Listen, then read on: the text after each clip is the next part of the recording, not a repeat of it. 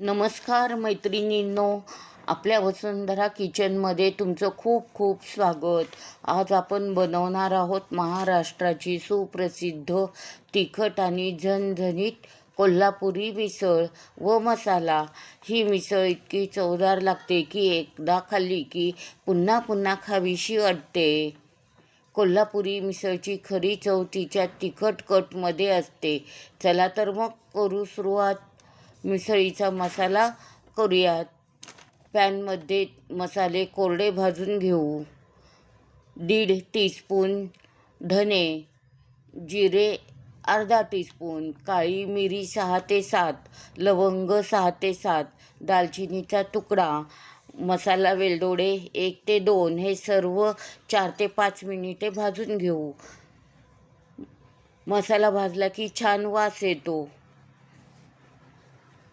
नंतर हा मसाला काढून घेऊ. थंड झाला की मिक्सरला वाटून घेऊ.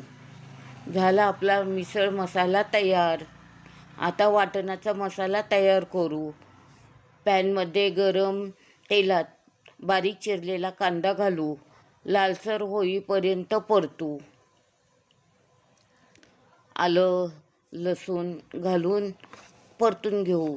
कढीपत्त्याची पाने 10 ते 12 परतून घेऊ.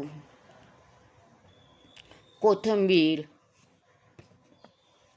3 टेबलस्पून सुके खोबरे घालून चांगले परतून घेऊ.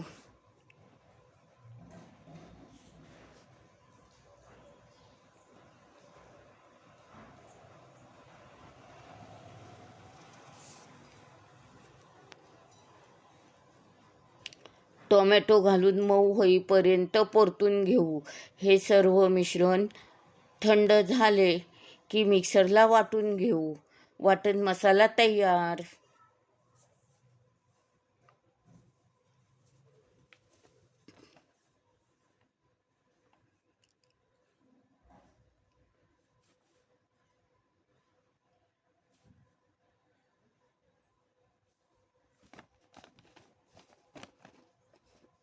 मोड आलेली मटकी, हळद, मीठ व पाणी हे कुकरमध्ये घालून उकळून घेऊ.